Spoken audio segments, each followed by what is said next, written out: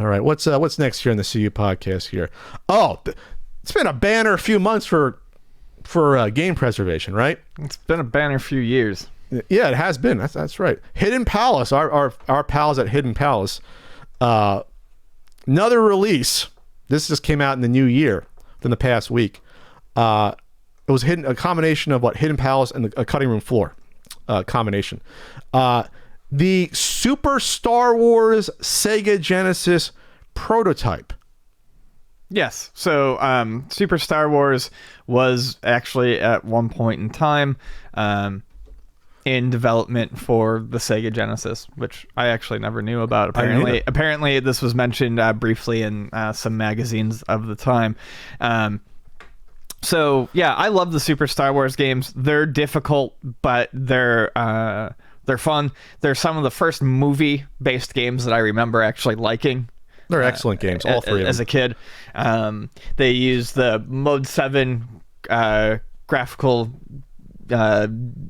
magic to do the vehicle stages. Do the vehicle stages, yeah. Land speeders and stuff like that. And they're a really good time.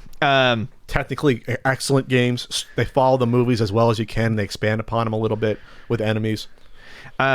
So Genesis can't do the same Mode 7 stuff that the Super Nintendo Genesis can. does. So maybe they thought that it wasn't going to be ported for that reason. But no, they were trying to work on it. Oh well, there is a if you watch some of the gameplay video, there's the Tatooine desert sequence. Yep. And they have it going in third person. You probably just can't spin all the way around. You probably just cut off left and right. That's probably so that's not Mode 7. You're still going forward. Sure. Basically like you're in a racing game at that point. You're not free to go around in 360. So you can skirt around it for that. In terms of if you look at the graphic style, it's pretty close. Yeah, it's very similar. Using the same sort of sprites. It looks like obviously this is like an early pre-alpha version of it, because there's no sound effects.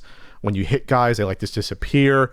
When you're swinging your saber, there's not the same reaction. But it's a proof of concept. It's it was to be like an early port. You'll just say there. It looks like to me. You got actually the land speeder part looks pretty decent. It looks decent. It shows rotate. It doesn't show any objects on the field, but it shows a full rotation and. Is it 360? I didn't see it going around 360, but yeah, maybe it's close. It looks like it's doing 360 and it's going up and down. I mean, it looks nice. Obviously, the color palette's not the same as Super Nintendo, which you see here and there. It's it's the same game though. You got Han Solo in the cantina. You got the space Death Star level. The annoying as hell sandcrawler. The sandcrawler is rough. Yeah, you got that with Luke there with the lightsaber.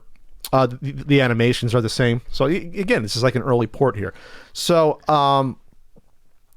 ROM header is based on Green Dog, which was another title developed by Sega Interactive around the same time. Just some of the information on Hidden Palace here, which is interesting. So yeah, I don't know why we're getting a lot more of these releases so much sooner. I just love that we are. I mean, well, I think a lot of it has to do with we're just at a point now where people realize that this is not stuff to just throw away. It's not stuff to fuck around with. Or people see it now, and people go, "Hey, this is something that people care about," and people dump.